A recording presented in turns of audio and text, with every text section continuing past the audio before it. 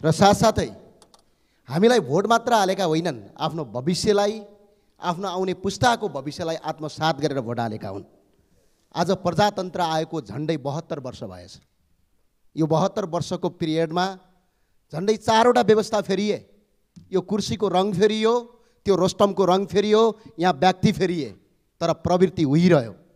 हिजो भारत र बङ्गलादेशबाट हामीले मजदुर आयात गर्थ्यौँ। आज एक रोटी खानका लागि र एक सरो कपडा ढाक्नका लागि नेपालीहरू विदेश जानुपर्ने परम्परा बसेको छ। अझै हामीले यहाँ रोस्टम र सदनमा बसेर ठुलो कुरा गर्न सुहाउँदैन भन्ने मलाई लाग्छ सभामुख महोदय। आज व्यापारीले व्यापार गर्न पाएको छैन, आज किसानले खेती गर्न पाएको छैन, विद्यार्थीले गुणस्तरीय शिक्षा पाएको छैन, बिरामीले गुणस्तरीय उपचार पाएको छैन। अझै हामी सिद्धान्त र नयाँ क्रान्तिका कुरा गरिरहेका छौँ। सत्ता र कुर्सीको लडाइँमा रुमलिरहेका छौँ। हाम्रो ध्यान कतातिर जाँदैछ सभामुख महोदय? र अहिले पनि हिजो विदेशीलाई खाद्यान्न सहयोग गर्ने हाम्रो देश आज टमाटर टिप्नका लागि हाम्रा युवा साथीहरू विदेश हिँड्नु परेको छ। हिजो हामीले धान चामल निर्यात गर्थ्यौँ, तर आज नाकाबन्दी गरेपछि हामी भोकै मर्ने डर हुन्छ सभामुख महोदय। त्यति मात्र होइन, कुनै समयमा एसियाकै सबभन्दा ठुला कहलिएका 44वटा उद्योग आज कहाँ गए? यो अब खोजीको विषयवस्तु बनेको छ सभामुख महोदय। कुनै जमानामा हाम्रा राष्ट्र प्रमुखले त्यतिखेर संसारकै शक्तिशाली मानेका बेलायत र अमेरिकाको भ्रमण गर्दा सडक भत्री यात्रा गरेर हाम्रा राष्ट्र प्रमुखलाई सम्मान गर्थे, तर आज हाम्रा राष्ट्र प्रमुखको सम्मान कहाँ गयो सभामुख महोदय? यो आज हामी खोजिरहेका छौँ। र साथसाथै अहिले मात्रै बैंक तथा वित्तीय क्षेत्रमा कम ब्याज दरमा ऋण प्रवाह गरी असुल उपर गर्दा ब्याज दर बढाउने गरेका छन् सभामुख महोदय, जसले साना व्यवसायीलाई धराशय भएको र ऋण तिर्न नसकी आत्मदाह र आत्महत्याको बाटो रोज्दैछन्। इलामका प्रेमप्रसाद आचार्य र पोखराका डल्फिन सहकारीका सञ्चालक व्यवस्थापक लेखुराम खाती लगायत व्यक्तिहरू यसै कारणले आत्महत्या गर्न बाध्य भए। नेपाल सरकारले बैंक तथा वित्तीय संस्था सम्बन्धी संस्थामाथि हस्तक्षेपकारी नियम गर्नु पर्यो। जुन अनियन्त्रित ब्याज दर छ यसलाई रोक्नु पर्यो।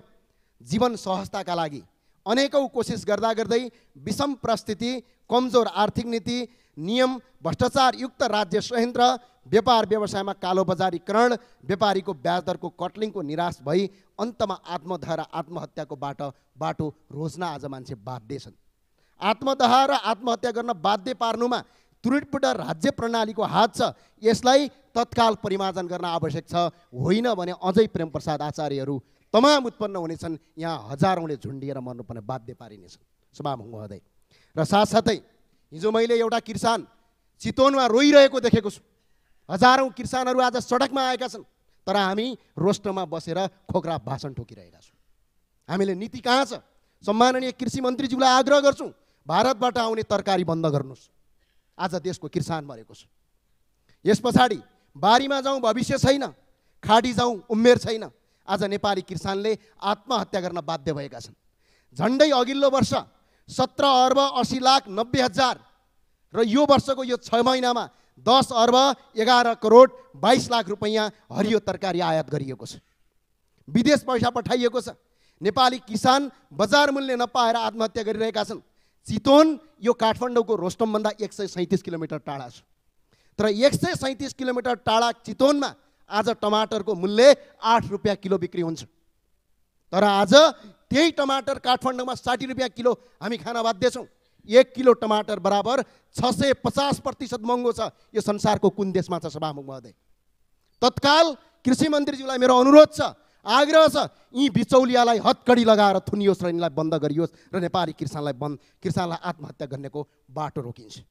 र साथसाथै तरकारी उत्पादनलाई भारतमा हामीले तरकारी बेच्दै गर्दा जुन क्वारेन्टाइन हुन्छ त्यो क्वारेन्टाइनमा नेपालको तरकारीलाई राखेर कुवाइन्छ। नेपालका किसानले भारतमा तरकारी बेच्न पाउँदैनन्, तर भारतीय तरकारी बिना क्वारेन्टाइन र बिना राजस्व उठाई कर छली गरी नेपालका बजारमा पुर्याएर नेपालका किसानलाई आज आत्महत्या गर्न बाध्य पारिएको छ सभामुख महोदय।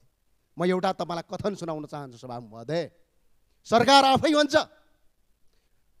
आफै भन्छ बर्ड फ्लू भयो, हामी तपाईँले पालेका कुखुरा मारौँ भन्छ, मार्छ। कुखुरा मारिसके पछाडि सरकारले फेरि सम्झौता गर्छ, तपाईँका कुखुरा मारे बापत हामी तपाईँलाई क्षतिपूर्ति दिन्छौँ।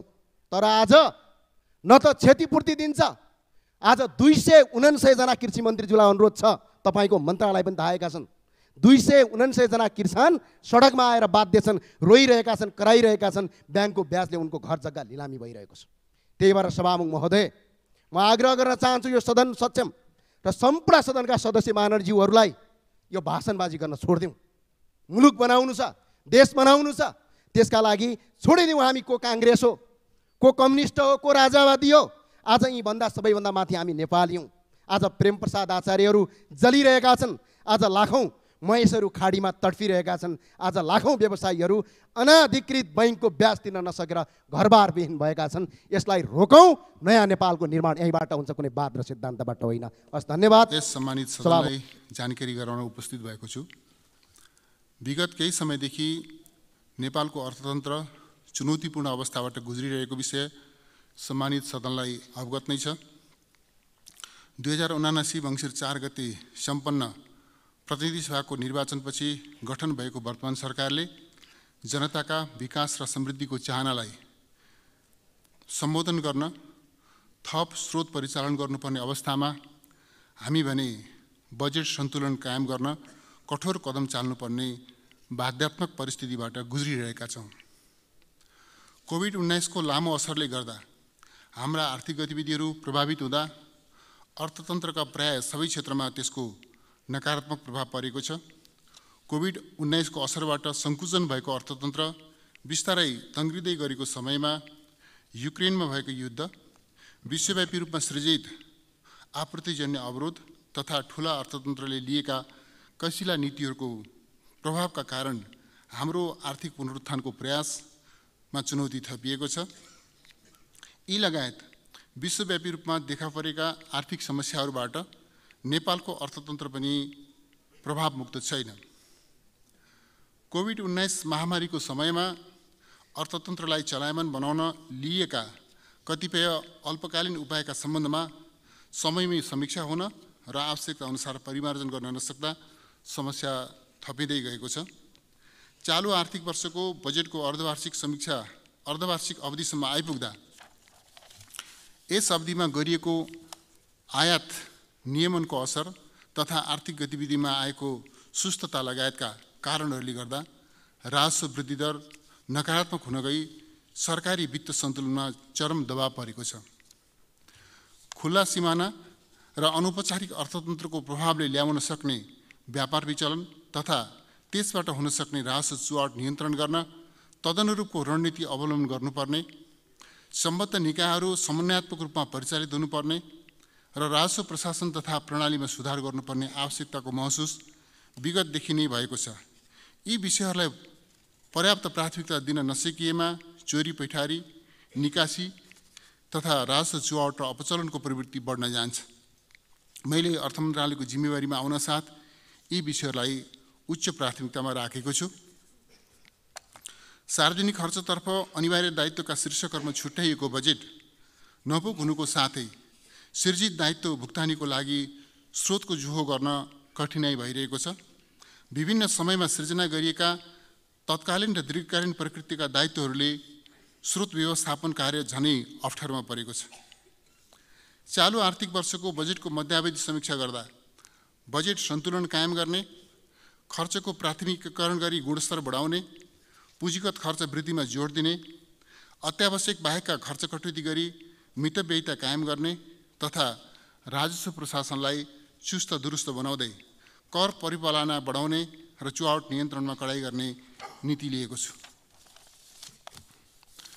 सभामुख महोदय, वर्तमान सरकारले जिम्मेवारी सम्हाल्दाको अवस्थामा विश्व अर्थतन्त्रमा देखा परेका नकारात्मक प्रवृत्तिहरू र हाम्रा आन्तरिक कारणहरूले सृजित चुनौतीहरूले गर्दा अर्थतन्त्रका विभिन्न परिसूचकहरू जोखिमपूर्ण अवस्थामा रहेका थिए। मैले अर्थ मन्त्रालयको जिम्मेवारी सम्हालेपछि अर्थतन्त्रमा देखिएका समस्या समाधान गर्न निरन्तर प्रयत्न गर्दै आएको छु। निजी क्षेत्रको व्यावसायिक आत्मविश्वास जगाउन, सरकार र निजी क्षेत्रबीचको सम्बन्धलाई विश्वसनीय र सहयोगी बनाउन, राजस्व परिचालनमा देखिएको विसङ्गति र विचलनलाई नियन्त्रण गर्दै सुधार ल्याउन, बजेट कार्यान्वयनमा विद्यमान समस्या समाधान गर्न र वित्तीय क्षेत्रमा देखा परेका समग्र समस्या समाधान गर्न प्रयास केन्द्रित गरेको छु। तथापि केही हाम्रै संरचनागत सीमितता र केही अन्तर्राष्ट्रिय असरका कारण सुधारका प्रयासले ठोस नतिजा दिन भने समय लाग्ने देखिएको छ। सभामुख महोदय, चालु आर्थिक वर्षको पुस मसान्तसम्ममा मुख्य आर्थिक परिसूचकहरूको अवस्था देहाय बमोजिम रहेको जानकारी गराउन चाहन्छु। 1. अर्थतन्त्रको विद्यमान प्रवृत्ति आकलन गर्दा 8% को आर्थिक वृद्धि दर हासिल गर्ने चालु वर्षको लक्ष्य पूरा हुने देखिँदैन। कृषितर्फ धानको उत्पादनमा यस वर्ष केही वृद्धि हुने अनुमान रहेको र पर्यटन क्षेत्रमा क्रमशः सुधार हुँदै गएको देखिएको छ। यी सकारात्मक पक्ष भए पनि उत्पादनमूलक उद्योगहरू पूर्ण क्षमतामा सञ्चालन हुन नसकिरहेकोले आर्थिक गतिविधिमा सुस्तता आएको देखिन्छ। 2. आर्थिक वर्ष 2079-80 मा मुद्रास्फीतिलाई 7% को सीमाभित्र राख्ने लक्ष्य रहेकोमा 2079 पुस मसान्तसम्म आइपुग्दा उपभोक्ता मूल्य सूचकाङ्कमा आधारित वार्षिक बिन्दुगत मुद्रास्फीति 7.26% रहेको छ। 3. आर्थिक वर्ष 2079-80 को पहिलो 6 महिनामा कुल आन्तरिक कर्जा 2.8% र बैंक तथा वित्तीय संस्थाहरूले सङ्कलन गर्ने निक्षेप 4.2% वृद्धि भएको छ। चालु आर्थिक वर्षको सुरुवाती चरणमा बैंकिङ प्रणालीमा तरलता अभावको स्थिति रहेकोमा पछिल्लो समय सुधारोन्मुख रहेको छ। तरलता दबावको स्थितिका कारण अल्पकालीन ब्याज दरहरू बढेका छन्। 2079 पुसमा बैंक तथा वित्तीय संस्थाहरू बीचको औसत अन्तर्ब्याङ्क दर 7.53% र 91 दिने ट्रेजरी बिलको भारित औसत ब्याज दर 10.89%, निक्षेपको भारित औसत ब्याज दर 8.51% र कर्जाको भारित औसत ब्याज दर 12.79% कायम भएको छ। नेप्से सूचकाङ्क 2079 असार मसान्तको 2009.5 बिन्दुबाट बढेर 2079 पुस मसान्तमा 2149.4 बिन्दुमा पुगेको छ।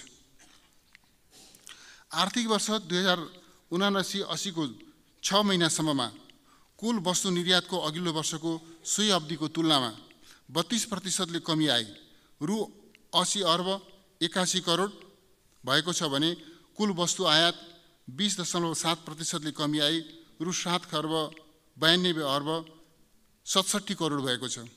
कुल वस्तु व्यापार घाटा 19.2% कमी आई रु 7 खर्ब 11 अर्ब 86 करोड रहेको छ।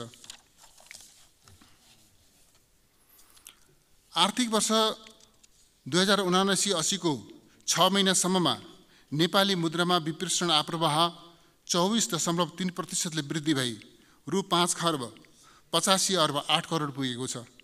यस अवधिमा वैदेशिक रोजगारीका लागि अन्तिम श्रम स्वीकृति लिने नेपालीको सङ्ख्या 64.6% वृद्धि भएको छ।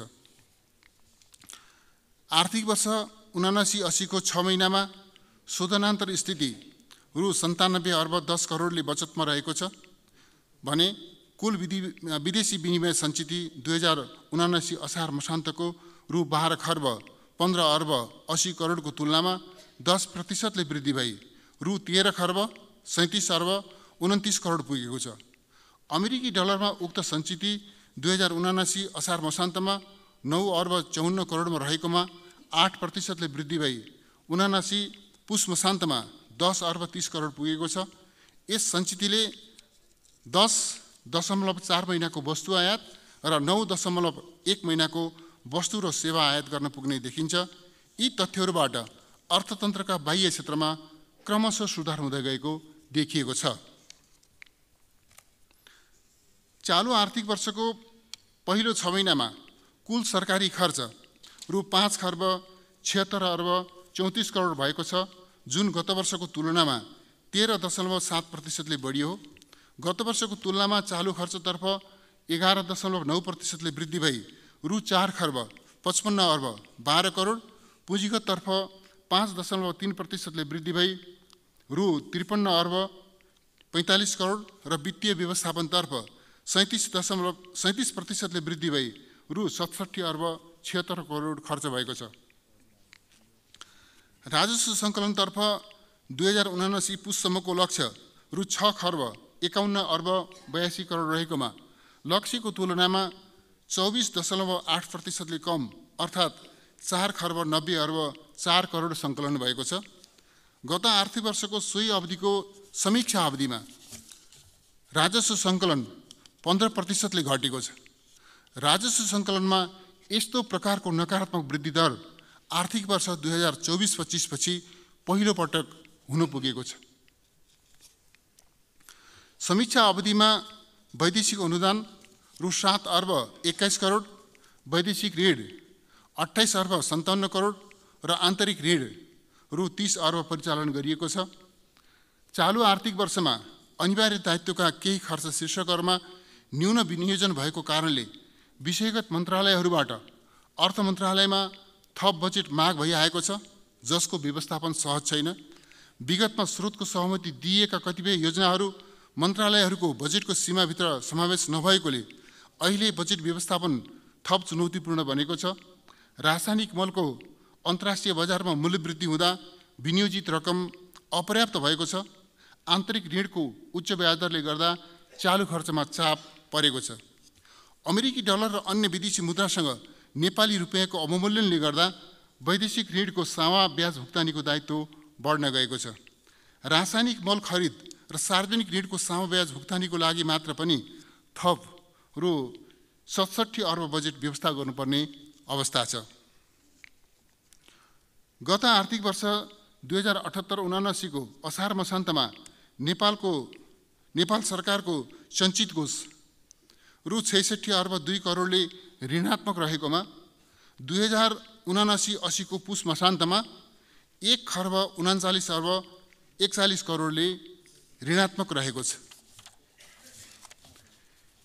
एकातिर बजेटमा व्यवस्था नगरिएको दायित्व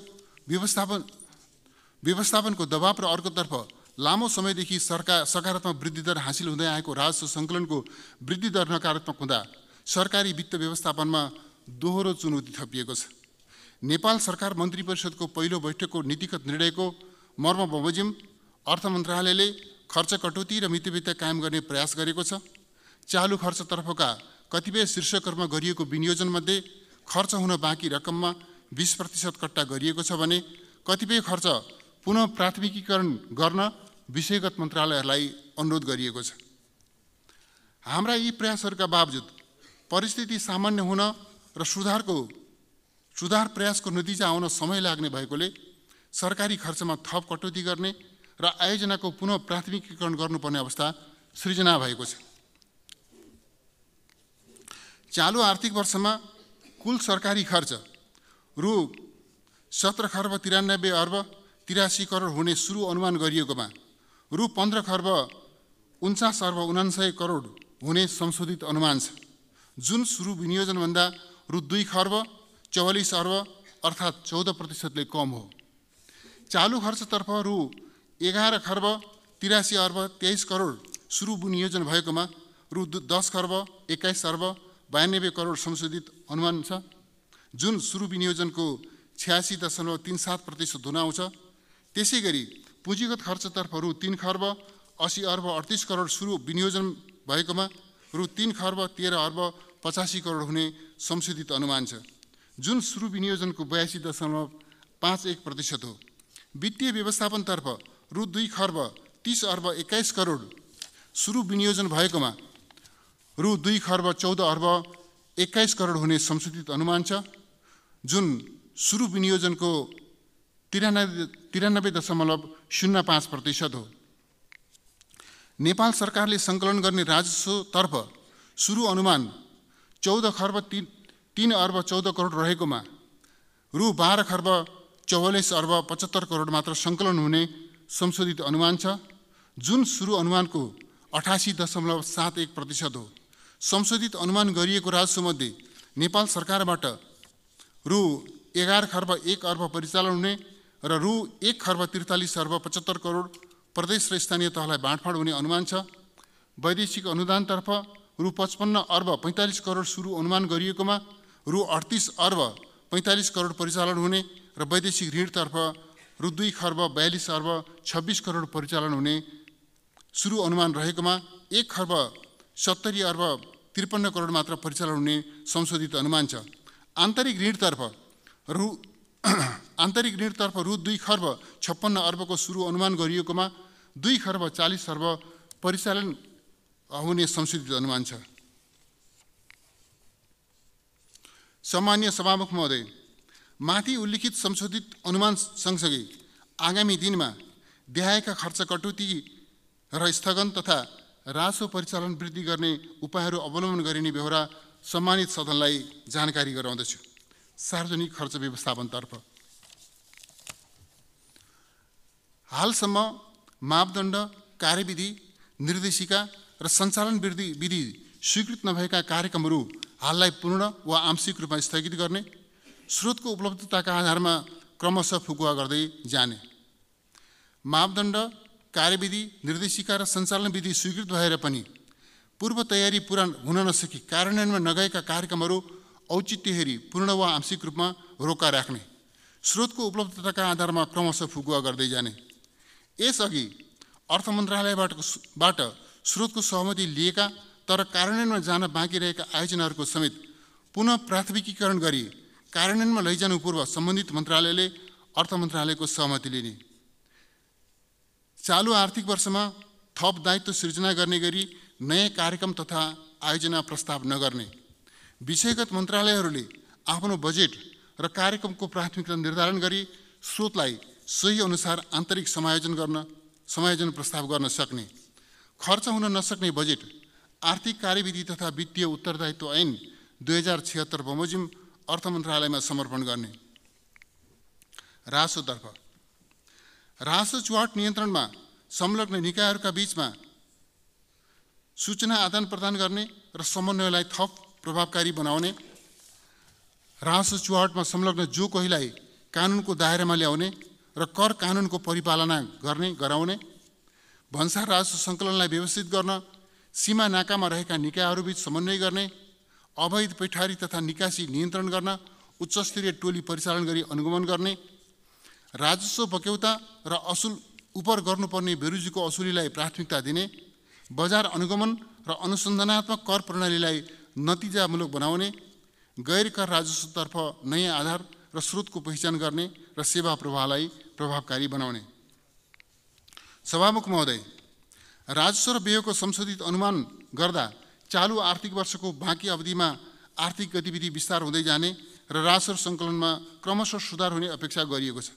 संशोधित लक्ष्य हासिल गर्न अर्थ मन्त्रालयले अधिकतम प्रयास गर्नेछ।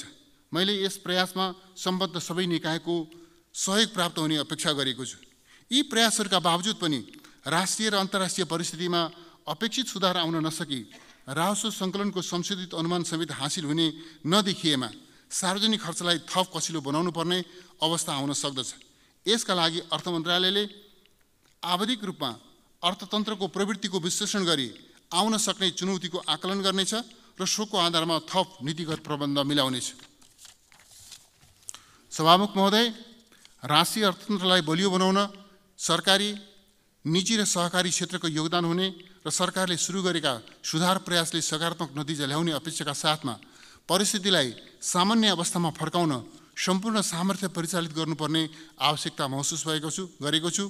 अन्त्यमा विद्यमान चुनौतीको सामना र अर्थतन्त्रको पुनरुत्थान गर्न सबै मान्य सदस्यहरूको रचनात्मक सुझाव र सहयोगको अपेक्षा गर्दछु। धन्यवाद। सम्माननीय सभामुख महोदय, सभामुख महोदयको अनुमतिले आर्थिक वर्ष 2079-80 को बजेटको अर्धवार्षिक मूल्याङ्कन प्रतिवेदन सदन समक्ष पेश गर्दछु। धन्यवाद।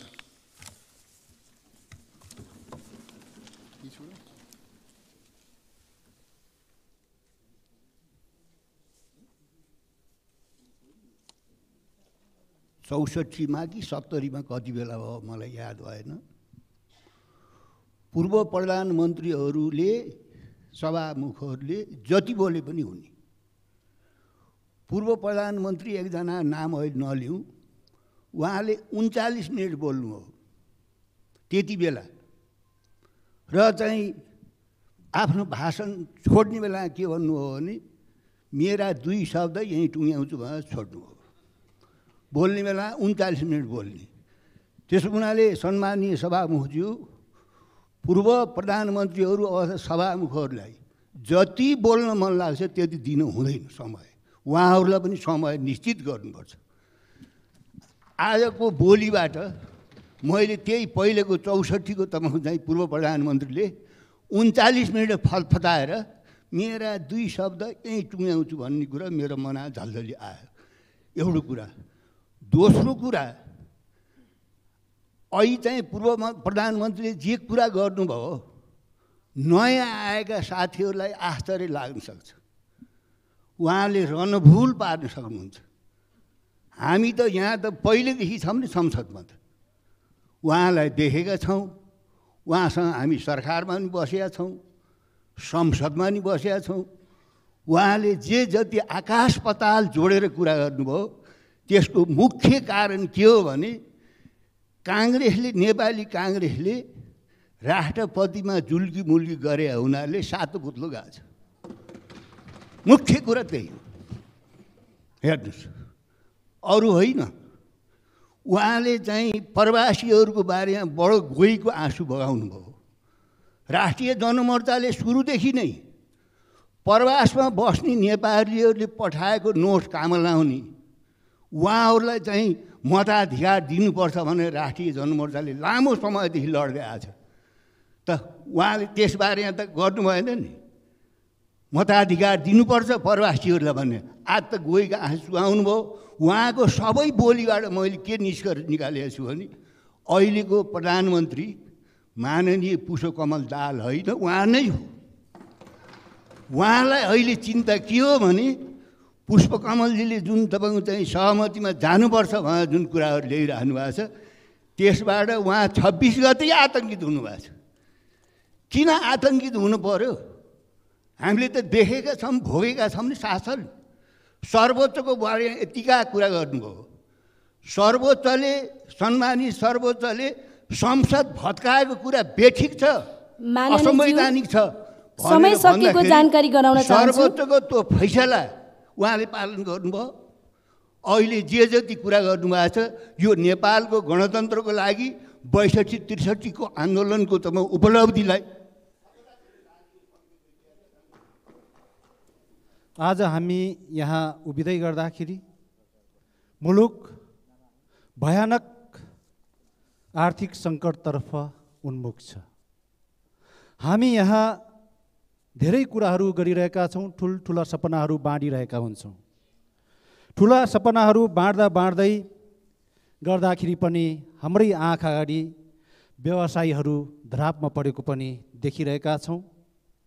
आत्महत्या गरेको त धेरैले गरिसकेका छन्, त्यसको कुनै यहाँ मूल्य आइपुगेको छैन। तर आत्मदाह जब हाम्रै आँखा अगाडि गरेको घटना देख्छौँ तब अलिकति त्रसित हुन्छौँ। सभामुख महोदय, यसले पनि छुन्न कि क्या हो? सायद त्यस्तै लाग्छ। दिन दहाडै आत्मदाह गर्छ नागरिकले। आर्थिक सङ्कटका कारणले गर्दाखेरि व्यवसायीहरूमा कोकोहोला मच्चिरहेको छ। तैपनि मन्त्रीहरू, सरकारमा बस्ने मन्त्रीहरू पुरानो गाडी भयो हजुर, नयाँ गाडी पाऊँ भनेर निवेदन गरिरहेको सुन्छु। हामी यस्तो विडम्बना भोगिरहेका छौँ। सभामुख महोदय, यहाँ सपना बाँडेर मात्रै हुँदैन, यहाँ गफ गरेर मात्रै हुँदैन। सभामुख महोदय, हामी धेरै धेरै ठुल्ठुला गफहरू मात्रै सुन्छौँ। संसद नै हो जनताको सार्वभौम, जनता, नेपाली जनताको सर्वोच्च संस्था संसद हो। यसको गरिमा छ। तर यही गरिमामय संसदमा हामी घोचपेच मात्रै सुन्छौँ, दाउपेचका कुरा मात्रै सुन्छौँ, एकले अर्कोलाई होच्याउने कुरा मात्रै सुन्छौँ। आफू भित्रै सत्ता भित्रै पनि कहिलेकाहीँ दोहोरी खेलेको पनि हामी यहीँ सुन्छौँ। सभामुख महोदय, गफले देश बन्दैन, गफले मात्रै देश बन्दैन। त्यसैले एउटा अङ्ग्रेजीमा भनाइ छ सभामुख महोदय, don't talk just act, don't say just show, don't promise just prove. अङ्ग्रेजीको यो भनाइलाई हेर्दाखेरि मात्रै काम गर, गफ नगर भन्छ। काम गरिराख्नु, गफ नगर्नु। काम गरेर देखाऊ, तर यो गर्छु त्यो गर्छु भनिरहनु पर्दैन। अनि प्रमाणित गरेर देखाऊ तर वाचा गर्नु पर्दैन। तर हामी नेपालीहरू ठिक उल्टा छौँ। हामी नेताहरू ठिक उल्टा भयौँ सभामुख महोदय। गफ मात्रै गरिरहन्छौँ, काम गर्दैनौँ। अनि यो गर्छु त्यो गर्छु सारा गर्छौँ भन्छौँ, भ्यायो भने आकाशको तारा पनि यहीँ खसालिदिन्छौँ भन्छौँ, तर हामी केही पनि गरेर देखाउन सक्दैनौँ। अनि धेरै वाचाहरू गर्छौँ तर यसलाई प्रमाणित गरेर देखाउन सक्दैनौँ। ठिक उल्टो दिशातर्फ हामी नेताहरू भएकै कारणले गर्दाखेरि देश यो उभोगतिमा उन्मुख छ सभामुख महोदय। त्यसैले पनि देश बनाउनको लागि कर्मशील नेताको आवश्यकता पर्दछ, इमान्दार नेताको आवश्यकता पर्दछ, दृष्टिकोण सहितको नेताको आवश्यकता पर्दछ। यही इमान्दार नेताको अभावका कारणले गर्दाखेरि, यही दृष्टिकोण सहितको नेताको अभावका कारणले गर्दाखेरि, यही कर्मशील नेताको अभावका कारणले गर्दाखेरि जनताले दुःख पाइरहेका छन्। 30-32 वर्ष भइसक्यो सभामुख महोदय। अब कति भन्ने हो, कहाँ गएर भन्ने हो, यहाँ नभने। सभामुख महोदय, हाम्रै आँखा अगाडि छ, सायद 45-50 वर्ष अगाडिसम्म मलेसिया पनि नेपाल जस्तै गरिब थियो, उस्तै थियो। 45-50 वर्ष मात्रै अगाडिको कुरा हो। तर एउटै नेता, जो कर्मशील नेता, जो दृष्टिकोण सहितको नेता, जो इमान्दार नेता, जनताप्रतिको इमान्दारिता, देशप्रतिको इमान्दार नेता, जहाँ त्यहाँ महाथिर मोहम्मदले नेतृत्व गरेर अगाडि बढे, तब मलेसिया कहाँ पुग्यो, हामी कहाँ छौँ? हामी जहाँका तै छौँ, उल्टै मलेसियातर्फ आफ्ना युवाहरू लाइन लगाएर पठाइरहेका छौँ कामदारको रूपमा। के यही खोजेका हौँ हामीले? सभामुख महोदय, त्यही अर्को दक्षिण कोरियातर्फ एकपल्ट फर्केर हेर्ने हो भने 60-65 वर्ष मात्रै भयो। 60-65 वर्षसम्म दक्षिण कोरिया पनि नेपाल जस्तै थियो इकोनोमिकल्ली हेर्दाखेरि। तर त्यही दक्षिण एसियामा एउटै नेता, जसले पाक जोङ ही, जसको उदय भयो, जसले नेतृत्व गर्यो, जसले इमान्दारिता साथ, कर्मशीलताका साथ, दृष्टिकोण सहित मुलुकको रूपान्तरण गर्न चाह्यो, अहिले दक्षिण कोरिया कहाँ पुग्यो? हामी जहाँका तहीँ रहेका छौँ। उल्टै दक्षिण कोरियातर्फ हाम्रा युवाहरूलाई लाइन लगाएर पठाइरहेका छौँ त्रिभुवन अन्तर्राष्ट्रिय विमानस्थलबाट। सभामुख महोदय, यति मात्र होइन, नजिकैको फेरि अर्को सिङ्गापुरलाई हेरौँ। सिङ्गापुर पनि धेरै भएको छैन सभामुख महोदय, त्यहाँ पनि 65-70 वर्ष मात्रै भयो। त्यहाँ एउटै नेता ली क्वान यूका कारणले गर्दाखेरि आज कहाँबाट कहाँ पुग्यो? सभामुख महोदय, ली क्वान यूलाई त्यहाँ फाउन्डिङ फादर अफ सिङ्गापुर भनेर चिनिन्छ, तर हाम्रो नेतालाई कहिले त्यसरी चिनाउन पाउने हो? मुलुक संसारका अगाडि विडम्बना यहीँनिर छ सभामुख महोदय। त्यसैले हाम्रो आँखा खुल्नै पर्छ, तर कहिले खुल्ने हो? भोलि भन्दै भोलि कहिल्यै नआउन सक्छ सभामुख महोदय। मन्त्री प्रधानमन्त्री पदकै लागि हामी पटक छिना झप्टी गरिरहेका थियौँ, गरिरहेका छौँ अहिले पनि। मलाई लागेको थियो सुरुमा सभामुख महोदय, यसपाला केही नयाँ माननीयज्यूहरू पनि आउँदै गरेको देख्दा अलिकता उत्साह जागेको थियो, अलिकता म भित्र पनि ऊर्जा निस्किन थालेको थियो सभामुख महोदय। तर बडो गजब भयो कि वास्तवमा एउटा उखान छ नेपालीमा, जुन जोगी आए पनि कानै चिरेको। हामी त कान चिरेका थियौँ, नयाँहरू पनि कानै चिर आइपुगे कि जस्तो भइरहेछ सभामुख महोदय। त्यसैले हामी अहिले पनि उस्तै गरिरहेका छौँ, हामी अहिले पनि सुध्रिएका छैनौँ, उस्तै भइरहेका छौँ। सभामुख महोदय, नेपालीमा अर्को पनि उखान छ, तिमी पनि त उही ड्याङका मुला हौ नि। मलाई लागेको थियो होइन, फरक भयो। यहाँ यो संसदमा अहिले धेरै फरक भयो, मलाई त्यस्तै लागेको थियो। तर त्यो भ्रम धेरै दिन टिकेन सभामुख महोदय। पुरानो मुलाको ड्याङ र नयाँ मुलाको ड्याङ मिसाएर राखिदिँदाखेरि त उही मुलाको ड्याङ बन्दो रहेछ सभामुख महोदय। अहिले त्यस्तै भइरहेको छ। व्यवस्था बदल्यौँ, पटक व्यवस्था बदल्यौँ सभामुख महोदय, तर देशको अवस्था बदल्न सकेनौँ। देशको अवस्था किन बदलिएन? भ्रष्ट प्रवृत्तिलाई बदल्न सकेनौँ, मूल कारण यही हो। आज हामीले भ्रष्ट प्रवृत्तिलाई बदल्नै सकिरहेका छैनौँ। भ्रष्ट प्रवृत्तिलाई बदल्नका लागि सबभन्दा पहिले सभामुख महोदय हामी नेताहरू आफै बदलिन आवश्यक छ। नेता आफै नबदलिने नेताले देशको मुहार बदल्न सक्दैन। यही न हाम्रो कमजोरी रहेको छ। आफै नेता बदलिन आवश्यक छ। नेता बदलिनका लागि पहिला सोच बदलिन आवश्यक हुन्छ। सोच बदलियो भने नेता आफै बदलिन सक्छ। नेता आफै बदलियो भने मात्रै देशको मुहार बदल्न सकिन्छ। तर यहीँनिर हाम्रो सदियौँदेखि कमजोरी रहिआएको छ सभामुख महोदय, निवेदन गर्न चाहन्छु। त्यसैले त हाम्रो आँखा अगाडि हामी देखिरहेका छौँ, गरिबभन्दा गरिब नेपालीले, सुदूर गाउँमा बस्ने नेपालीले ज्वरो आउँदाखेरि एक ट्याब्लेट सिटामोल नपाउने अवस्था विद्यमान छ सभामुख महोदय। गरिबभन्दा गरिब नेपालीले उपचार खर्चको अभावमा आज पनि हस्पिटलको गेटबाट फर्किनुपर्ने अवस्था एकातिर छ सभामुख महोदय। अनि गरिबले कतै उपचार खर्च लिनु पर्यो भने पालिकाको सिफारिस ल्याऊ भन्छ सभामुख महोदय।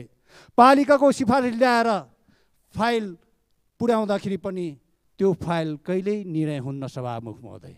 तर नेताहरू बिरामी हुँदाखेरि, नेताहरूले उपचार खर्च लिनु पर्यो भने पालिकाको सिफारिस चाहिँदैन सभामुख महोदय। पालिकाबाट सिफारिस ल्याऊ भन्दैन सभामुख महोदय। गरिबभन्दा गरिब नेपालीले तिरेको करबाट, जम्मा भएको राज्यको ढुकुटीबाट नेताहरूले लाखौँ करोडौँ रुपियाँ उपचार खर्चको नाममा लिनु भ्रष्ट प्रवृत्ति हो सभामुख महोदय। यही भ्रष्ट प्रवृत्तिका कारणले गर्दाखेरि नेपाली जनताले आज दुःख पाइरहेका छन्। हामी अझै फेरि पनि नेपालको आर्थिक सङ्कटतर्फ नेपाल अगाडि बढिरहेको छ। भ्रष्टाचारका ठुला ठुला काण्डहरू हामी खोल्छौँ भन्छौँ तर खोल्दैनौँ कहिल्यै पनि। त्यसैले भ्रष्टाचार विरुद्धको शून्य सहनशीलताको कुरा गर्छौँ, कहिल्यै पनि त्यो शून्य सहनशीलतालाई हामीले पालना गर्दैनौँ। भ्रष्टाचार खालि आर्थिकसँग जोडिँदैन सभामुख महोदय, नैतिक पतन हुने कार्य पनि भ्रष्टाचार जन्य हुन्छ सभामुख महोदय।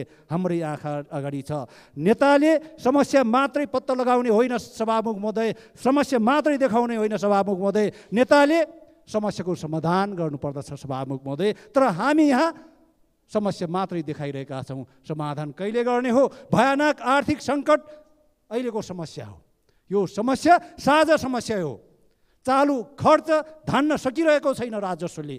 विदेशी मुद्राको सञ्चित घटिरहेको छ सभामुख महोदय। सबैले भन्न त जानेका छौँ नि, यही हो नि त समस्या।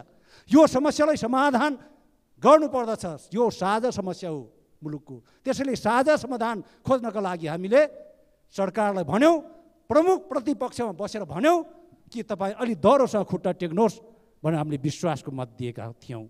यिनै भयानक आर्थिक सङ्कटका विरुद्धमा लड्नका लागि हामीले विश्वासको मत दिएका थियौँ सभामुख महोदय। तर यस्ता समस्याको जुझ्नका लागि सत्ता पक्ष र प्रतिपक्ष हुन्न सभामुख महोदय। त्यो कारणले पनि, त्यो आधारले पनि हामीले विश्वासको मत दिएका थियौँ सभामुख महोदय। तर हामीले विश्वासको मत दिँदै गर्दाखेरि सत्ता पक्षको नेताहरूलाई कसैलाई टाउको दुख्ने, कसैलाई पेट दुख्ने, कसैलाई ज्वरो आएको पनि हामीले देख्यौँ। कस्तो दुर्दशा मुलुकको। त्यसैले सभामुख महोदय, वास्तवमा विश्वासको मत हामीले प्रधानमन्त्रीलाई दिँदै गर्दाखेरि हाम्रो पदप्रतिको आसक्ति होइन, प्रतिपक्षको त्यो हार्दिकता थियो सभामुख महोदय। यो भयानक आर्थिक सङ्कट मोचनका लागि हामीले विश्वासको मत दिएका थियौँ। हार्दिकता हो भन्ने कुरालाई बुझ्नु पर्दछ, कमजोरी होइन हाम्रो। यो पनि निवेदन गर्न चाहन्छु सभामुख महोदय। त्यसैले समस्या समाधानका उपायहरू आज खोज्नै पर्दछ। एकै लाइनमा म भन्न चाहन्छु सभामुख महोदय, हामीले भन्यौँ विगतदेखि हरियो वन नेपालको धन कखरमा पनि पढायौँ, किताबमा लेखायौँ, पढायौँ। तर आजको मितिमा पनि हेर्ने हो भने अरबौँ रुपियाँको काठ विदेशबाट आयात गरिन्छ। आफ्नो नेपालको काठ कुहाएर फालिन्छ। अनि अहिले आर्थिक सङ्कट भयो लौ न भने हामी को म टुङ्ग्याउँदैछु सभामुख महोदय। हामीले आफ्नो वनको काठ कुहाएर फाल्ने एकातिर, अर्कोतिर विदेशी काठ आयात गर्ने, यही सङ्कट मोचन गर्यो। अहिले आर्थिक सङ्कट मोचन गर्ने हो भने 100 वर्षभन्दा माथिका काठहरू सबै निकाल्ने निर्णय गरोस् सरकारले। वनबाट निकाल्ने निर्णय गरोस्। सबै वन फडारी गर्नुपर्छ भने होइन, 100 वर्ष माथिका रुखहरू कटान गरेर ल्याउने हो भने झन्डै 18 देखि 20 खर्ब रुपियाँ नेपाललाई आम्दानी हुन्छ अहिले भर्खरै। आजको मिति 3-4 महिनामा हामीले त्यो गर्न सक्यो भने यो हो उपाय। आज उपाय बताउँदैछु सभामुख महोदय। आज हामी कृषि प्रधान देश भन्छौँ, तर किसानले उत्पादन गरेको तरकारी हामीले बाटोमा फाल्छौँ र विदेशबाट ल्याएको हाम्रो भान्सामा त्यही तरकारी पाक्छ। विदेशबाट ल्याएको तरकारी हाम्रो भान्सामा पाक्छ। स्थानीय तहलाई परिचालन गरेर हाम्रो किसानको उत्पादनलाई अधिकतम प्रयोग गर्ने दृष्टिकोण र नीति अहिले तुरुन्तै ल्याउनु आवश्यक छ नेपालको यो आर्थिक सङ्कटलाई टार्नका लागि। सभामुख महोदय, अन्तमा जाँदै गर्दाखेरि आफ्नो कुरा बन्द गर्दै गर्दा टुङ्ग्याउँदै गर्दा सभामुख महोदय म निवेदन गर्न चाहन्छु, हो विदेशी मदिरा निषेध छ, ल्याउन पाइँदैन, तर चोर बाटोबाट आउँदैछ। चोर बाटोबाट आउँदै गर्दाखेरि एकातिर राजस्व पनि सोहा, अर्कोतिर विदेशी मदिरा बगरेल्ती बजारमा पाइने राजस्व पनि गयो। अर्कोतिर विदेशी मदिरा अहिले पनि बजारमा, अहिले पनि भोज भत्तेरहरूमा विदेशी मदिराहरूको तानपान खान हुन्छ। सभामुख महोदय, यसरी त देश बन्दैन नि त। अर्कोतिर स्थानीय तहको मदिरालाई पोखाएर हामी टेलिभिजनमा खिचेर हामी प्रचार गरिरहेका हुन्छौँ। त्यही स्थानीय तहको स्थानीय मदिरालाई हामीले गुणस्तरीय युक्त बनाएर, त्यसलाई सिलबन्दी बनाएर, त्यसलाई करको दायराभित्र ल्याएर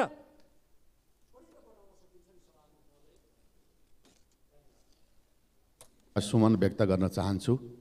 र लामो समयसम्म डोटीकोबाट राजनीति गर्दै गर्दा यसपालाको निर्वाचनमा सुदूरपश्चिम प्रदेशको राजधानी कैलाली 4बाट निर्वाचित गर्नुहुने आम मतदाता, तत्कालीन गठबन्धनका सबै नेता कार्यकर्ताहरूप्रति आभार व्यक्त गर्न चाहन्छु। र उहाँहरूले निर्वाचन गरेको अथवा गठबन्धनबाट निर्वाचित भइसकेपछि आगामी 5 वर्षसम्म पनि निर्वाचित गराउनु हुने सबै आम मतदाताहरूप्रति नैतिक रूपमा जवाबदेही रहने आफ्नो वचनबद्धता व्यक्त गर्न चाहन्छु। म अहिले आज बोल्न खोजेको विषय पनि आज सङ्घीय लोकतान्त्रिक गणतन्त्रमा मुलुक गएको छ। 7वटा प्रदेश बनेका छन्, प्रदेशका राजधानी बनेका छन्, तर सुदूरपश्चिम र अरू प्रदेशको अलग्गै भिन्नता छ। आज सबै 1 नम्बर प्रदेशको नामाङ्करण बाहेक सबैका नामाङ्करण र चाहिँ प्रदेशको राजधानी तय भएको छ। यसै सिलसिलामा सुदूरपश्चिमको राजधानी पनि गोदावरीमा तय भएको छ। अरू प्रदेशका राजधानीहरू व्यवस्थित सहरमा भएका छन्, तर सुदूरपश्चिमको राजधानी 2075 सालमै घोषणा भएको राजधानी जङ्गलमा घोषणा भएको छ। अहिलेसम्म कुनै पूर्वाधार बन्न सकेको छैन। अहिलेसम्म केन्द्रीय सरकारले त्यसलाई भोकाधिकारसम्म दिएको छैन। त्यसलाई त्यहाँबाट सार्न सकिने परिस्थिति छैन। देशकै राजनीतिले 2/3 परिस्थिति निर्माण गर्नका लागि बडा गाह्रो परिस्थिति सृजना भएको छ। अहिलेको सरकार 2/3 भन्दा पनि लगभग 99% निर्माण भएको छ। यो राष्ट्रिय आवश्यकता थियो, राष्ट्रिय आवश्यकता छ। यसलाई यो भित्र धेरै उथलपुथलका रूपमा प्रस्तुत गरिने कोसिस गरियो। हामीले जिम्मेदारीका साथमा यो सरकारलाई हामीले समर्थन दिएका छौँ। हामीले सहभागी हुनका लागि हामीले यसलाई दिएका होइन, मुलुकको आवश्यकताका लागि। देश कुन अवस्थाबाट गुज्रिरहेको छ। आज एउटा प्रदेशको राजधानी बनाउन नसकिने परिस्थितिमा मुलुक पुगेको छ। मुलुकले कन्जुसाइ गरेको छ। म सरकारको ध्यानाकर्षण गराउन चाहन्छु, किन भोकाधिकार रोकियो केन्द्रीय सरकारबाट, किन अहिलेसम्म सीमाङ्कन हुन सकेन, किन डिपिआर हुन सकेन। प्रदेशको सरकारको सामर्थ्यबाट राजधानी बन्न सकिने परिस्थिति छैन। केन्द्रीय सरकार र प्रदेश सरकारले यदि तदारुकताका साथ राजधानी निर्माण गर्ने कुरामा यदि सोच पुगाएन भने हामी सङ्घीय लोकतान्त्रिक गणतन्त्रको कुन चरणमा छौँ, कहाँ छौँ, हाम्रो उद्देश्य के छ? आज चाहिँ 5 वर्षको समयसम्म अहिलेसम्म राष्ट्रिय गौरवको आयोजना सुदूरपश्चिमले पाउने कुरा त परै जाओस्, कुनै एउटा केन्द्रीय योजना पाउन सकेन 5 वर्षसम्म। पहुँचता र एकदम पहुँचताका आधारमा भयो आज मुलुक कुन रूपमा, आज मुलुकको अर्थतन्त्र कुन रूपमा गुज्रिरहेको छ। अरबौँको मेडिकल कलेज गेडामा बनेको छ, अहिलेसम्म सुचारू हुन सकेको छैन। अहिलेसम्म हामीले बनायौँ भन्ने मात्रै मान्छे आएका छन्, सुचारू गर्नका लागि कुनै सरकार तयार हुन सकेको छैन। आज ठुल्ठुला बिल्डिङहरू भवनहरू बनेका छन्, तर घाँस उम्रेको छ। राज्यको त्यत्रो सम्पत्ति खर्च गरेर घाँस उमार्नका लागि मेडिकल कलेज बनाइएको हो र मेडिकल कलेज यथाशीघ्र सुचारू हुनु पर्दछ। सुचारू मात्रै होइन, सुचारू गर्ने कार्यविधि तय गरिनुपर्छ। सबभन्दा निमुखा गरिब जनता भएको सुदूरपश्चिममा त्यहाँका हर जनताको स्वास्थ्य उपचारको पहुँचता त्यो अस्पतालमा पुग्न जरुरी छ। त्यसैले धेरै छन् फास्ट ट्र्याक धनगढी, खुटिया, दिपायल, चैनपुर हामीले परिकल्पना गरेको ताक्लाकोट हो। कहिले प्रदेशमा जान्छ, कहिले बजेट विनियोजित हुन्छ, कहिले हुँदैन। कुनै सरकारले 15 किलोमिटरको टनेल खनिदिने भनेको छ, कुनै योजनामा टनेल लाउँछन्। सजिलोसँग प्रस्तुत गरेर हास्यास्पद रूपमा त्यहाँका जनताहरूलाई जुन अवमूल्यन गर्ने कुरा भएको छ सरकारबाट, यो नहोस्। सबैको राष्ट्रिय पहुँचतामा सबैका लागि सरकार बन्नुहोस्, सरकार सबैका लागि उभियोस्। हाम्रो देशमा सरकार छ भन्नका लागि सबैले भन्न पाउने अधिकार रहोस्। त्यसैले पनि यहाँ हामीलाई भनियो, ठिक छ, यहाँ सबैले सच्चिनुपर्ने जरुरी छ। नयाँ सिराबाट मुलुकको प्रगति र आर्थिक उन्नतिका लागि देश जर्जर अवस्थामा गएको छ। आर्थिक उन्नतिका, अर्थतन्त्रका उकास्ने प्यारामिटरहरू आज घाइते भएका छन्। कसरी गर्न सकिन्छ, कसरी उत्थान गर्न सकिन्छ, यहाँ डिबेट गरे। आज सरकारले आफ्ना तरिकाहरूलाई सच्याउनु जरुरी छ। पुरानाले पनि सच्चिनु जरुरी छ, नयाँले पनि सच्चिनु जरुरी छ। जिम्मेदारी लिइसकेपछि सडकमा प्रस्तुत भए जस्तो कुराले गरे जिम्मेवार सरकारमा हुने, यो हुन्छ र ऊ हुन्छ भन्ने गरी जिम्मेवार प्रस्तुतिले हामी पार पाउन सक्दैनौँ। त्यसैले धेरै समस्या छन्। आज लोकतन्त्र उपहास भएको छ सुदूरपश्चिमको सरकारले विश्वासको मतको डेट डिक्लेयर गरेको छ। त्यो डेटदेखि अहिलेसम्म संसद चल्न सकेको छैन, संसदमा तालचा लागेको छ।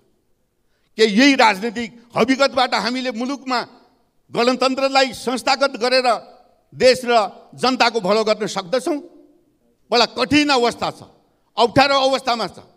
त्यसैले लोकतन्त्रको हामीले लेखेको यो कसै एउटा पार्टीले लेखेको संविधान होइन। म पनि यसको एउटा हस्ताक्षरकर्ता हुँ। यो त सम्झौताको दस्तावेज हो।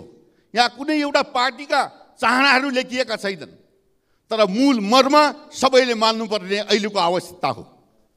मूल कुराहरू, त्यो भित्र भएका असहमतिहरूलाई हामीले समझदारीका आधारमा संशोधनका माध्यमबाट सम्बोधन गरेर अगाडि बढ्न सकिने अवस्था छ। हिजो यो मुलुक गरिब मुलुक दुईचोटि हामीले संविधान सभाको निर्वाचन गर्नुपर्ने तितो पीडा भोगेका छौँ, अप्ठ्यारो भोगेका छौँ।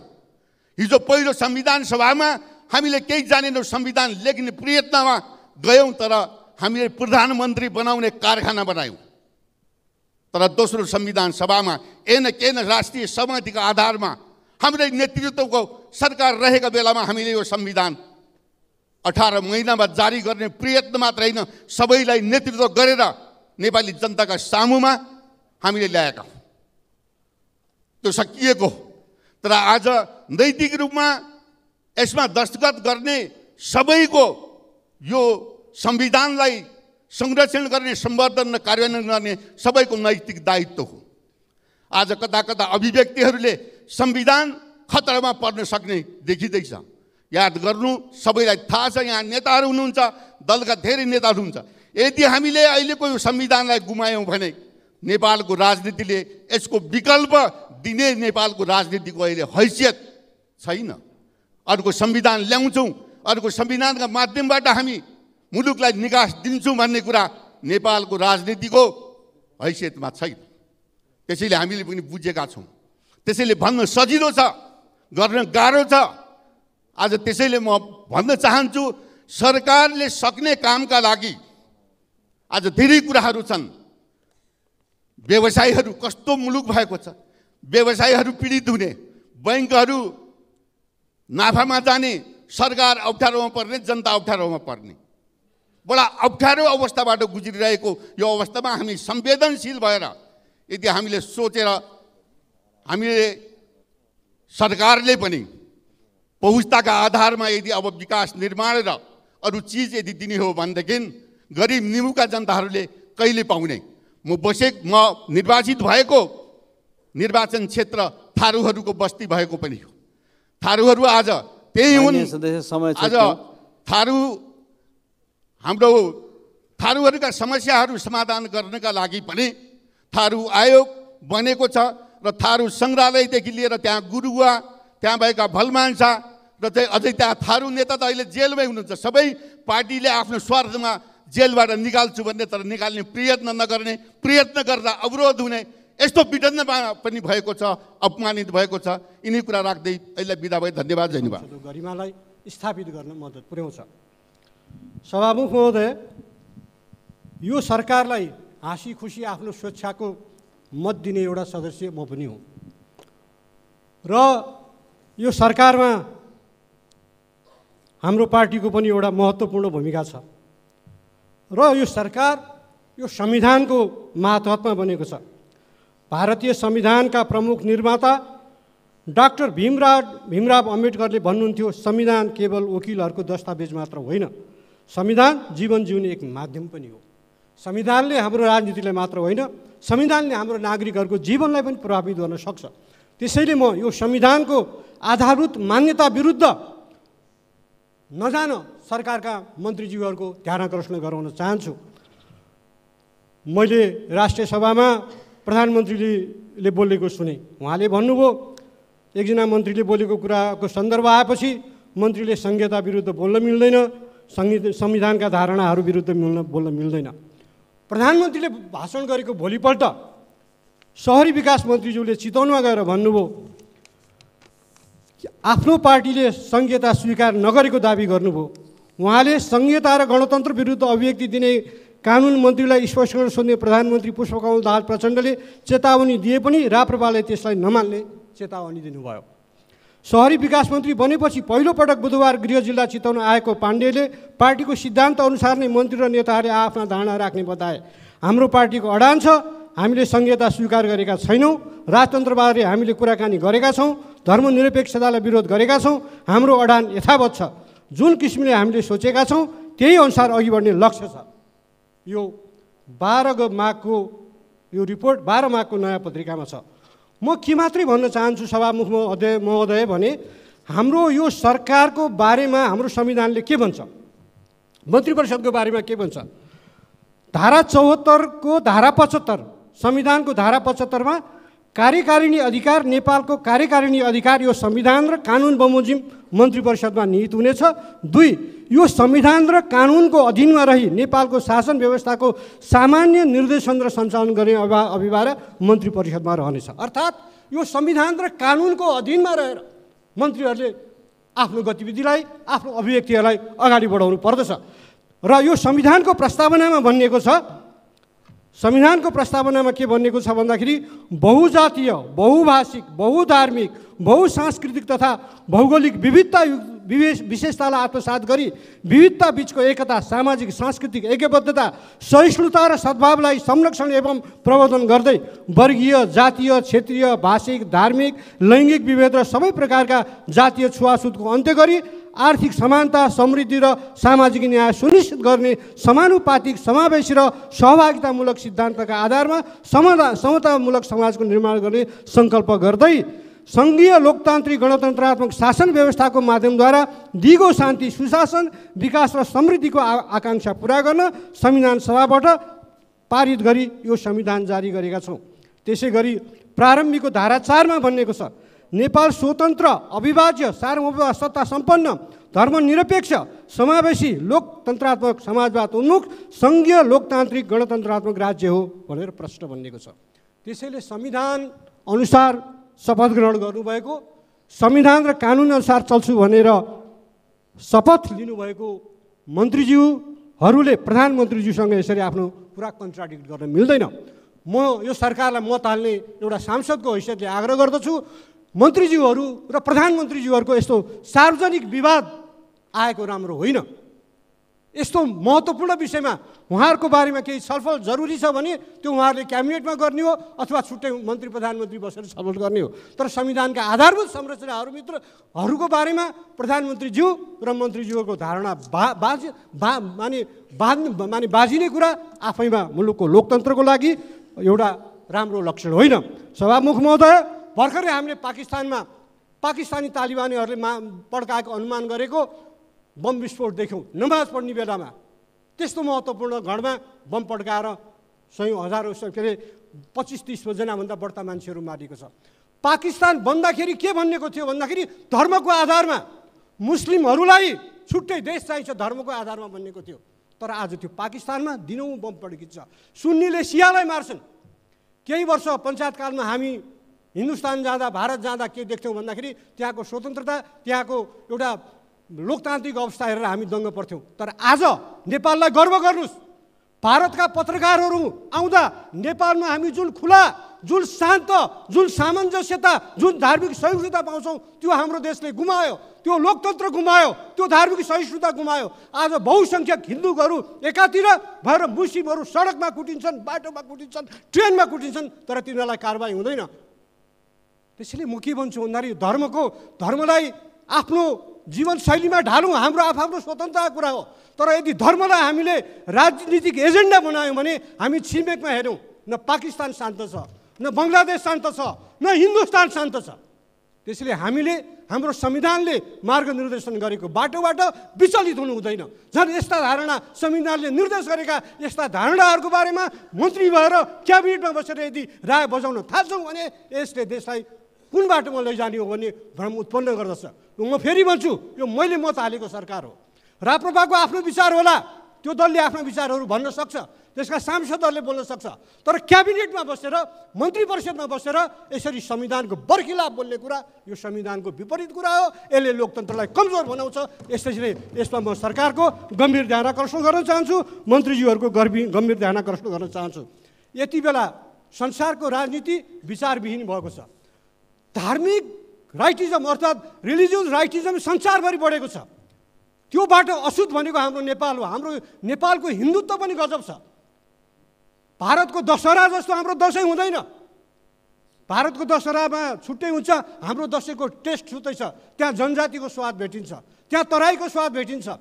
हामी जसरी मिलेर बसेका छौँ, हिन्दू, बौद्ध, यी माने इस्लाम मान्नेहरू होइन, बौद्ध धर्म मान्नेहरू, किराँत धर्म मान्नेहरू, यसलाई जोगाउँ, यो धर्मको सहिष्णुतालाई जोगाउँ सभामुख महोदय। किन भन्दाखेरि यो धार्मिक अन्धविश्वास, धार्मिक द्वन्द्वले आज संसारलाई विभाजित गरिरहेको छ। आज हिन्दू आज संसारमा विवादको विषय बनेको छैन। तर आज इस्लाम र क्रिस्चियनिटीको बिचको द्वन्द्वले संसारलाई आक्रान्त पारेको छ। म निश्चय नै पनि राप्रपाका कतिपय साथीहरूले बोल्नुहुन्छ क्रिस्चियनिटी बढ्यो, त्यो चिन्ता ममा पनि छ। किनभने त्यो धर्मले त्यसरी विस्तार भएको।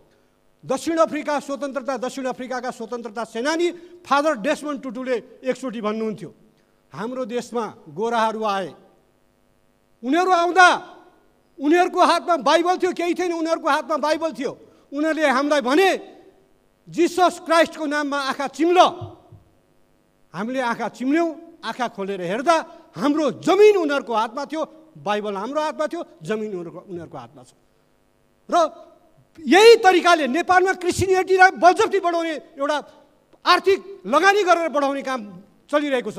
यसलाई मन्त्रीजीहरूले धार्मिक एजेन्डा बनाउने होइन, यसलाई रोक्न तपाईँहरू क्याबिनेटमा हुनुहुन्छ, उपप्रधानमन्त्री हुनुहुन्छ, मन्त्री हुनुहुन्छ, त्यहाँ ल्याउनुहोस् न। कस्तो कानुन ल्याएर रोक्ने हो धार्मिक यो बलजफ्ती प्रलोभनमा पारेर धार्मिकबाट गरिब चेपाङहरूलाई, थामीहरूलाई, गरिब बस्तीहरूमा गएर तामाङहरूलाई, अरू जातका मानिसहरूलाई पनि पैसाको प्रलोभन दिएर क्रिस्चियन बनाउने जुन प्रक्रिया चलेको छ त्यसलाई रोक्न अहिलेको कानुन पर्याप्त छैन भने कानुन ल्याउनुहोस्। तर धर्मनिरपेक्षताले यो क्रिस्चियनिटी बढाएको होइन। धर्मनिरपेक्षताले सबै धर्मलाई समानताको अनुभूति दिएको छ, सबैलाई हामी बराबर भन्ने अनुभूति दिएको छ।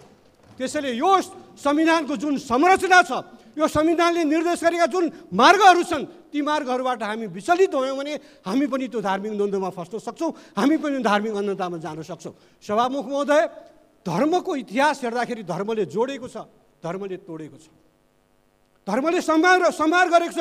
हामी इतिहास पढ्दाखेरि देख्छौँ धर्मका लागि धेरै युद्धहरू भएका छन्, तर हाम्रो देशबाट जन्मेको, हाम्रो देशका एकजना सपुतले निर्माण गरेको बुद्धिज्म आज संसारमा शान्तिको एउटा चाहिँ बाटो देखाउने एउटा सूत्र बनेको छ, एउटा माध्यम बनेको छ।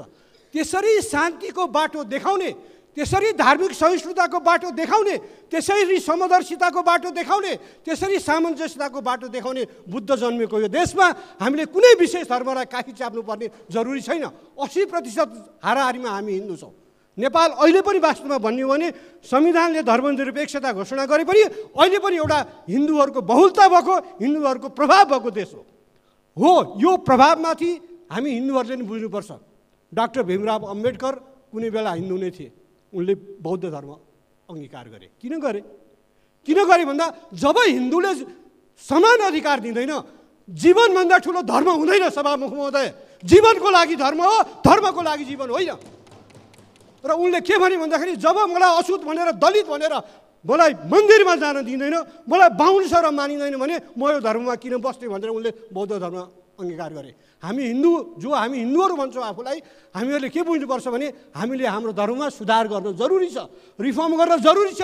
अहिले पनि नेपालमा दलितहरूलाई कतिपय मन्दिरमा बस्न नदिने, समान व्यवहार नगर्ने जुन एउटा प्रक्रिया छ, जुन जातीय असमानता छ, यो असमानता कायम रह्यो भने यही असमानता रूपी पालबाट पसेर नेपाललाई धार्मिक रूपान्तरण गर्ने, आफ्नो एजेन्डामा लैजाने, धर्म परिवर्तनको एजेन्डामा लैजाउने दुष्प्रयत्न हुनसक्छ। जुन चलिरहेको छ त्यसलाई रोक्ने कसरी, यो मुलुकको चिन्ताको विषय हो। त्यसैले मलाई सबभन्दा बढ्ता चिन्ता लागेको के हो भन्दाखेरि यो सरकारले देशलाई राजनीतिक स्थिरता देला, यो सरकारले मुलुकलाई सुशासन देला, यो सरकारले आर्थिक विकासको बाटोमा मुलुकलाई लैजाला भनेर हामीले आफ्नो विश्वासको मत दिएका हौँ। धार्मिक विवाद गर्नको लागि, गणतन्त्रको विवाद झिक्नको लागि, संघीयताको विवाद यति बेला झिक्नको लागि होइन। संघीयतामा मेरा पनि प्रश्न होलान्, तर भर्खर संविधान आएको छ, यो संविधानलाई प्र्याक्टिसमा त जान दिनु पर्यो, राम्ररी यसलाई प्रयोगमा त जान दिनु पर्यो। मान्य सदस्य, त्यसैले सभामुख महोदय, मैले टुङ्ग्याएँ। मेरो आग्रह के छ भन्दाखेरि मान्य प्रधानमन्त्रीज्यूलाई मेरो आग्रह छ, उहाँ यो संसदमा आउनुहोस् र आफ्ना मन्त्रीजीहरूले जे राय व्यक्त गर्नुभएको छ, म माने होइन, स्पष्टीकरण सोध्ने कुरा, यी सबै कुरा, यी जे विवाद आएको छ, यसलाई मलाई लाग्छ यो संयुक्त सरकार हो। यो सरकारको न्यूनतम कार्यक्रम भनेको 30 बुँदा हो। धर्मनिरपेक्षता, हिन्दू राष्ट्र, गणतन्त्र, संहिता यसको न्यूनतम कार्य हो। र राप्रपाको आफ्नो विचार होला, एमालेको आफ्नो विचार होला, भने माओवादीको आफ्नो विचार होला। यसले न माओवादलाई अङ्गीकार गर्छ, न यसले राप्रपाको हिन्दू राष्ट्रको कुरालाई अङ्गीकार गरेर अगाडि बढ्ने हो। यसले त आफूले बनाएको 30 बुँदे न्यूनतम साझा धारणालाई कार्यान्वयन गर्ने हो। त्यसैले मन्त्रीज्यूहरूको ध्यान त्यसतिर जाओस्, नचाहिने विवाद निकालेर सरकारलाई विवादमा पार्ने काम नगरियोस्। धन्यवाद। मुलुकले एउटा लय लिएको छ, अझै पनि हाम्रा अगाडि नयाँ सम्भावना र चुनौतीका अरू छन्। तिनै नयाँ सम्भावना र चुनौतीको विशिष्ट मोडमा अहिले नेपाल खडा भइराखेको छ। हामीसँग प्रशस्त सम्भावनाहरू छन्। सङ्घीय लोकतान्त्रिक गणतन्त्र जो आफैमा उन्नत लोकतान्त्रिक शासन प्रणाली हो, यो उन्नत लोकतान्त्रिक व्यवस्था हामीसँग 50% बढी युवा जनशक्ति भएको मुलुकको यो जनसाङ्ख्यिक लाभ हामीसँग छ। जल जमिन जङ्गल लगायतका महत्त्वपूर्ण प्राकृतिक स्रोतहरूको प्रचुरता हामीसँग छ। भौगोलिक विविधता, सामाजिक सांस्कृतिक विविधताका गौरवहरू हामीसँग छन्। यी हाम्रा सम्भावनाका बलिया आधारहरू हुन्। यति हुँदाहुँदै पनि हामीसँग केही चुनौतीहरू पनि छन्। बिग्रिदो आर्थिक अवस्था, युवाहरूको विदेशिने क्रम बढ्दो अवस्थामा रहेको छ। हाम्रा सुशासनका नकारात्मक सूचकहरू बेला बखतमा बाहिर सार्वजनिक हुने गरिराखेका छन्। यी परिस्थितिहरू हाम्रो निम्ति केही गम्भीर चुनौतीको रूपमा खडा पनि भइराखेका छन्। यसलाई अझ अर्को रूपमा भन्दाखेरि हामीसँग उन्नत राजनीतिक व्यवस्था छ, तर हाम्रो आर्थिक सामाजिक अवस्था अझै पनि पछौटेपूर्ण छ। यो विकसित राजनीतिक व्यवस्था, उन्नत राजनीतिक व्यवस्था र पछाडि परेको आर्थिक सामाजिक अवस्थाको बिचको अन्तर्विरोध आजको यथार्थ बन्न पुगिराखेको छ। आजको यथार्थ र वास्तविकता बन्न पुगिराखेको छ। यो परिस्थितिमा हामीले यो विकसित राजनीतिक प्रणाली र पछाडि परेको आर्थिक सामाजिक अवस्थाको बीचको अन्तर्विरोधलाई समाधान गर्नु छ। बिग्रिँदो आर्थिक अवस्थालाई लयमा फर्काउनु छ। मुलुकलाई समृद्धि र विकासको बाटोमा अगाडि बढाउनु पर्नेछ। राजनीतिक स्थिरता कायम गर्नु, सुशासन कायम गर्नु र हामीले यो राजनीतिक दबावको बिचमा अथवा विशिष्ट स्थितिमा हाम्रा राष्ट्रिय हितहरूको रक्षा गर्ने कुरा, राष्ट्रिय हितहरूको प्रवर्धन गर्ने कुरा आजका हाम्रा राष्ट्रिय कार्यभार बन्न पुगिराखेका छन्। हाम्रो आर्थिक विकास र समृद्धि, राजनीतिक स्थिरता, राष्ट्रिय हितको प्रवर्धन, सुशासन कायम गर्ने कुरा आजका हाम्रा राष्ट्रिय प्राथमिकता र आवश्यकता बन्न पुगिराखेका छन्। यी आजका राष्ट्रिय आवश्यकता र हाम्राका राष्ट्रिय कार्यभारहरूलाई सम्बोधन गर्नको लागि, नयाँ सम्भावना र नयाँ चुनौतीहरूलाई यथोचित ढङ्गले सम्बोधन गर्नको लागि सभामुख महोदय, हामीसँग नयाँ सोचको आवश्यकता पर्दछ। हामीसँग नयाँ विधिको, नयाँ व्यवहारको आवश्यकता पर्दछ। हामीले बुझ्दै आएका, हामीले मान्दै आएका, हामीले प्रयोग गर्दै आइराखेका विषयहरू मात्र नयाँ सम्भावना र चुनौतीहरूलाई सम्बोधन गर्नको लागि पर्याप्त हुँदैनन्। यो अहिलेको मुलुकको विशिष्ट अवस्थालाई हामीले सम्बोधन गर्नको लागि सामूहिक एउटा सङ्कल्पको, सामूहिक प्रयत्नको खाँचो छ। यसलाई अर्को शब्दमा हामी राष्ट्रिय सहमतिको आवश्यकता छ भन्न पनि सक्छौँ। राष्ट्रिय सहमति आज मुलुकको आवश्यकता यस कारणले बन्न पुगिराखेको छ। मुलुक सामु हामीले जो राजनीतिक चुनौतीहरू अथवा अवस्थाको बारेमा कुरा गरिरहेका छौँ, आर्थिक चुनौतीको कुरा गरिरहेका छौँ, सुशासनका चुनौतीहरूको कुरा गरिरहेका छौँ, राष्ट्रिय हितको सम्वर्धन र प्रवर्धन गर्नुपर्ने कुरा गरिरहेका छौँ, यी सबै विषयहरूलाई यथोचित सम्बोधन गर्नको लागि राष्ट्रिय सहमति आजको अपरिहार्यता, आजको आवश्यकता बन्न पुगिराखेको छ। सभामुख महोदय, राष्ट्रिय सहमति आजको आवश्यकता मात्र होइन, यो व्यवहारिक सम्भावनाको रूपमा पनि प्रकट भइराखेको छ। 275 जना संसद सदस्य रहेको प्रतिनिधि सभाको 268 जना सदस्यहरूको समर्थनमा सरकार गठन भएको छ, सरकार बनेको छ। यो राष्ट्रिय सहमतिको एउटा प्रारूप पनि हो, यो बलियो आधार पनि हो। यसलाई राष्ट्रिय सहमतिलाई हामीले यो राष्ट्रिय आवश्यकताको निम्ति तयार भएको एउटा बलियो आधार हो भन्ने अर्थमा ग्रहण गर्नु उपयुक्त हुन्छ, सही हुन्छ। यसलाई हामीले हाइज्याक भएको गठबन्धन फिर्ता गरिएको अर्थमा बुझ्नु र व्याख्या गर्नु पनि उपयुक्त हुँदैन। यो समर्थन र सहमति किन बनेको भनेर अनावश्यक प्रश्न गर्नु र आशंका गर्नु पनि उपयुक्त हुँदैन। यसलाई हामीले राष्ट्रिय आवश्यकताको रूपमा ग्रहण गरौँ, यसलाई हामीले राष्ट्रिय आवश्यकताको रूपमा स्वीकार गरौँ। बृहत्तर राष्ट्रिय आवश्यकताले नै आजका हाम्रा राष्ट्रिय चुनौतीहरूलाई, कार्यभारहरूलाई सम्बोधन गर्नको लागि योगदान गर्नेछ, सहयोग पुर्याउनेछ। त्यसकारण म समग्र सम्बन्धित सबैमा यो राष्ट्रिय सहमतिको जो ग्राउन्ड तयार भएको छ, यसलाई अझ मजबुत बनाउनको लागि, यसलाई अझ सुदृढ गर्नको लागि, यसलाई अझ बलियो बनाएर अगाडि बढ्नको लागि म विशेष आग्रह गर्न चाहन्छु। सभामुख महोदय, यति बेला थुप्रै प्रश्नहरू उठ्ने पनि गरिराखेका छन्। मुलुकको अवस्थालाई लिएर एउटा सुन्दर ढङ्गले एउटा भाष्य पनि निर्माण भएको छ। व्यवस्था बदलियो, अवस्था बदलिन सकेन। यो वास्तविकता हो। व्यवस्था बदलिएको छ र तर व्यवस्थाले खोजेको अवस्था समाजको अझै परिवर्तित हुन सकिराखेको छैन। यहीँनिर प्रश्न उठ्छ, व्यवस्था र अवस्था बिचको ग्याप किन रहन पुग्यो? व्यवस्था बदलियो, अवस्था किन बदलिन सकेन? कतिपयलाई लाग्छ व्यवस्था बदलिनुको कारण, अवस्था समाजको बदलिन नसक्नुको कारण, अप्ठ्यारो हुँदै जानुको कारण व्यवस्थाको समस्या हो। कतिपयलाई यस्तो लाग्ने गरिरहेको छ। मलाई लाग्दैन सभामुख महोदय, यो समस्याको स्रोत र कारण व्यवस्था हो, व्यवस्था होइन। व्यवस्था आफैमा उन्नत सङ्घीय लोकतान्त्रिक गणतन्त्र जहाँ लोकतान्त्रिक मूल्य मान्यताहरूको प्रचुरता पनि छ, जहाँ स्वसमावेशी लोकतन्त्रका विशेषताहरू छन्, जहाँ समाजवादी लोकतन्त्रका विशेषताहरू पनि त्यहाँ सम्मिलित रहेको छ। अझ यसो भनौँ, संसदीय प्रजातन्त्र, समावेशी लोकतन्त्र, समाजवादी लोकतन्त्रको सम्मिश्रण अहिलेको सङ्घीय लोकतान्त्रिक गणतन्त्रात्मक शासन प्रणाली हो। यो आफैमा नेपाली मौलिकता र विशेषता सहितको उन्नत लोकतान्त्रिक व्यवस्था पनि हो। त्यसकारण व्यवस्था यो समस्याको स्रोत होइन, यो व्यवस्था समस्याको कारण होइन। समस्याको कारण यो उन्नत लोकतान्त्रिक प्रणालीले खोजेको नीति र विधिहरू, तदनुकूलको व्यवहार र आचरणहरू हामीले प्रदर्शन गर्न नसक्नुमा आज समस्या देखा परिराखेको छ।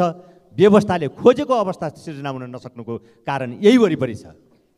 सङ्घीय लोकतान्त्रिक गणतन्त्र, मैले अघि भने लोकतान्त्रिक मूल्य मान्यताहरू छन् यहाँ परम्परागत लोकतन्त्रका, समावेशी लोकतन्त्रका विशेषता छन्, समाजवादी लोकतन्त्रका विशेषता छन्। यी तीनैवटा विशेषतालाई एकीकृत रूपमा सम्बोधन गर्ने खालको हामीले आर्थिक नीति निर्माण गर्न सकेनौँ, हाम्रो अर्थ राजनीति त्यस्तो बनाउन सकेनौँ, हामीले हाम्रो संरचनागत व्यवस्था त्यो रूपमा विकास गर्न सकेनौँ। आज व्यवस्था र अवस्था बिचको अन्तर्विरोधको प्रमुख कारण यही नै रहेछ। यो व्यवस्थाले खोजेका नीति र विधिहरू हामी निर्माण गर्न सकेनौँ, बनेका नीति र विधिहरूलाई हामीले इमान्दारीपूर्वक कार्यान्वयन गर्न सकिराखेका छैनौँ। सङ्घीयताको बारेमा प्रश्न उठ्छ, म विनम्रतापूर्वक भन्न चाहन्छु, सङ्घीयताको महत्त्व बोध गर्नको लागि सुदूरपश्चिम पुग्नु पर्दछ, कर्णालीमा जानु पर्दछ, पूर्वी पहाडबाट मधेसमा पुग्नु पर्दछ।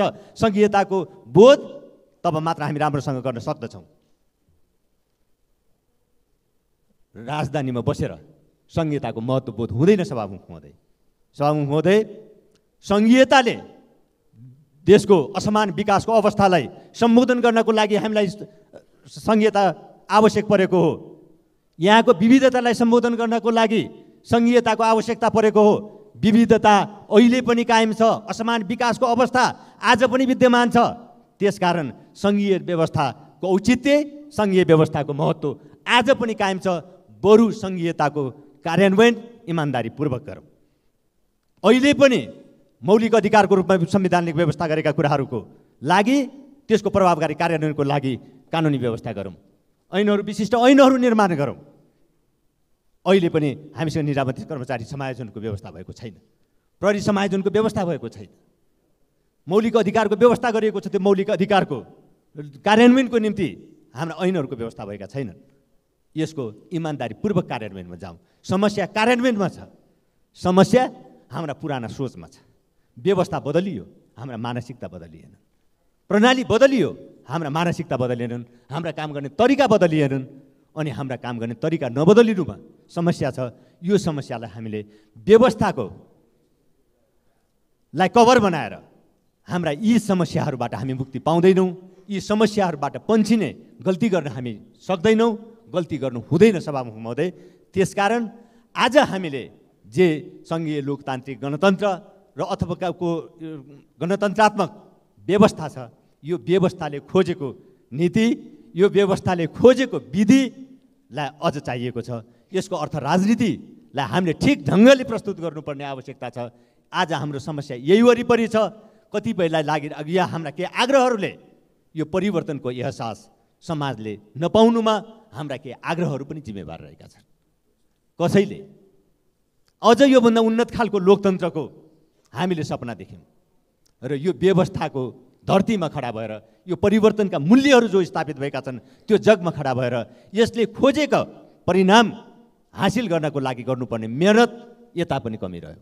अर्कोतिर यो परिवर्तित व्यवस्था पुरानै व्यवस्था हो, विद्रोहीहरू पुरानै मूलधारमा फर्किएका हुन्, पुरानै व्यवस्थामा आएका हुन् भन्ने आग्रहलाई जबरजस्तै स्थापित गर्न खोज्दा नयाँ राजनीतिक व्यवस्थाले खोजेका नयाँ मूल्यहरूलाई स्थापित गर्ने कुरामा कहीँ कमी हुन पुगेको छ।